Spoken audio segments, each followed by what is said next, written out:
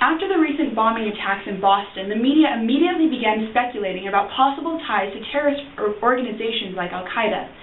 It seems that every time there is a terrorist attack, some obscure tie to the Middle Eastern terrorist organization is miraculously brought to light. This made us question the reality of these allegations and how the media perpetuates a common stigma in the United States. We became curious to see if other students shared our opinion that the media unfairly represents one region or group of people as being more prone to extreme terrorist tactics. So we asked them.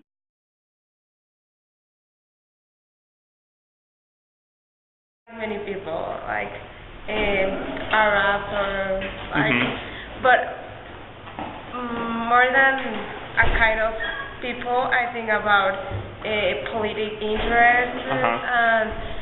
They do it more because if there's a moral issue and they feel like the only way they can get their point across is by doing it to a mass amount of people. Is a terrorist is someone that obviously tries to cause terror in somebody else or harm them or make them scared. And I think that stereotypically people think of a terrorist as someone from the Middle East. First thing that comes up, Middle Eastern, turban. Yeah, that kind of thing. Why do you think that is? Media. Someone that does something really bad that hurts. Usually I feel like they try to target a lot of people. Evil. First thing that comes to my mind. People without rhyme or reason.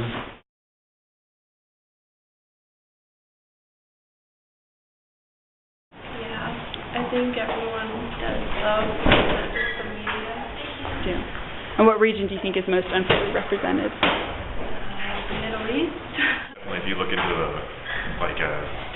so you just get online and start looking at news media around the world, local stations and papers and stuff like that, you'll find it's more prevalent in a lot of other places. It's not just exclusive to any region. Yeah. That's just what I've seen anyway. Sure. Middle East. Okay. I don't think so. Oh, definitely. And what region would you say that is?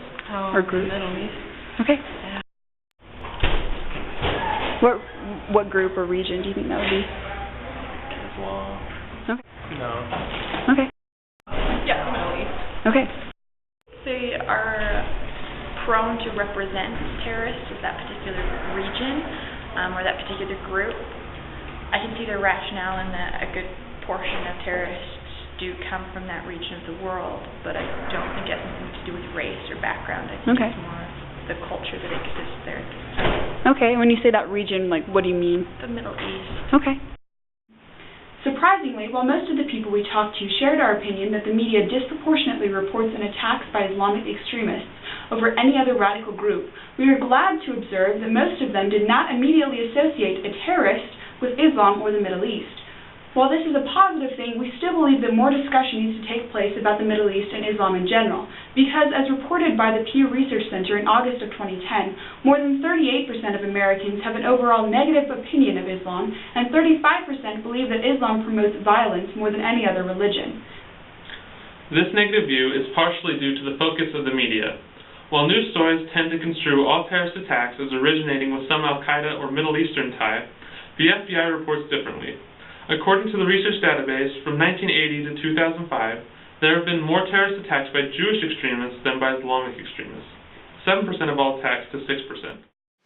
As you can see in this chart, the largest single group contributing to violent terrorism in the U.S. were actually of Latino descent, committing 7 times as many attacks as Islamic extremists. Additionally, they report that of the 5 terrorist attacks in 2005, all were carried out by eco-terrorist groups.